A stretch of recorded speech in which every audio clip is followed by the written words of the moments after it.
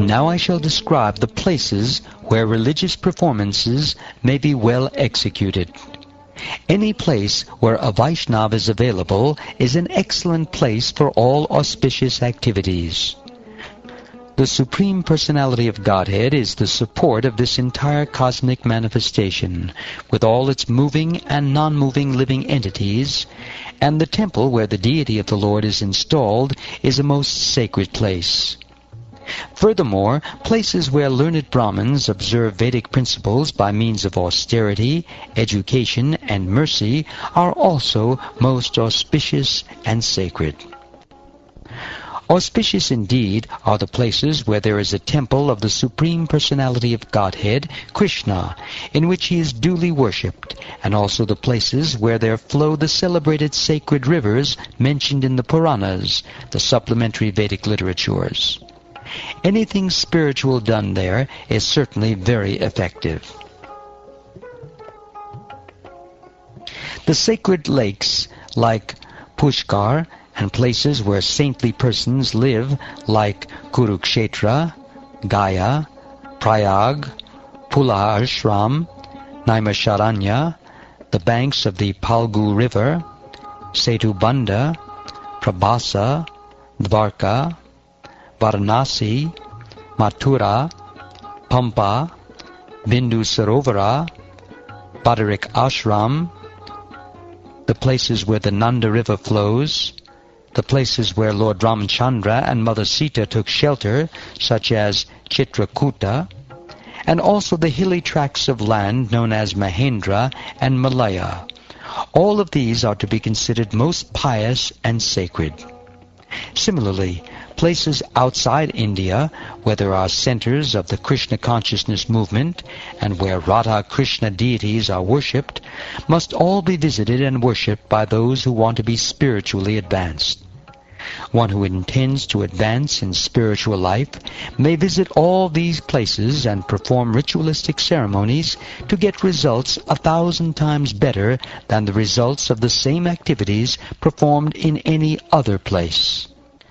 O King of the earth, it has been decided by expert learned scholars that only the Supreme Personality of Godhead, Krishna, in whom all that is moving or non-moving within this universe is resting, and from whom everything is coming, is the best person to whom everything must be given.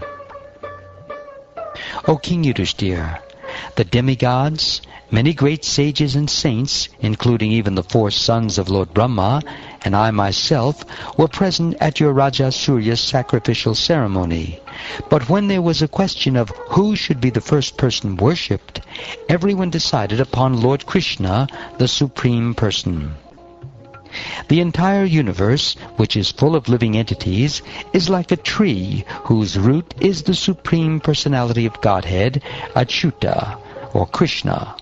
Therefore, simply by worshipping Lord Krishna, one can worship all living entities. The Supreme Personality of Godhead has created many residential places like the bodies of human beings, animals, birds, saints, and demigods. In all of these innumerable bodily forms, the Lord resides with the living being as Paramatma. Thus he is known as the Purusha Avatara. O King Yudhishthira, the Supersoul in every body gives intelligence to the individual soul according to his capacity for understanding. Therefore the Supersoul is the chief within the body. The Supersoul is manifested to the individual soul according to the individual's comparative development of knowledge, austerity, penance, and so on. My dear King, when great sages and saintly persons saw mutually disrespectful dealings at the beginning of Treta Yuga, deity worship in the temple was introduced with all paraphernalia. Sometimes a neophyte devotee offers all the paraphernalia for worshipping the Lord, and he factually worships the Lord as the deity. But because he is envious of the authorized devotees of Lord Vishnu, the Lord is never satisfied with his devotional service. My dear king, of all persons, a qualified Brahmin must be accepted as the best within this material world, because such a Brahmin, by practicing austerity, Vedic studies, and satisfaction, becomes the counterpart body of the Supreme Personality of Godhead.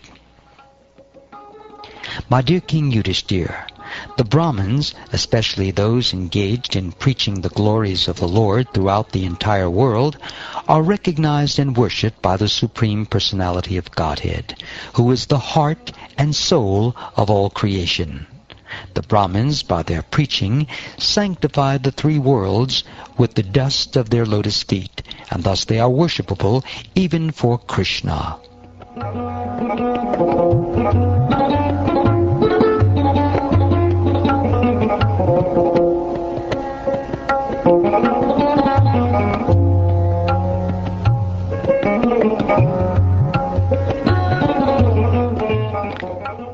Thus ends the 14th chapter of the 7th canto of the Shrimad Bhagavatam, entitled Ideal Family Life.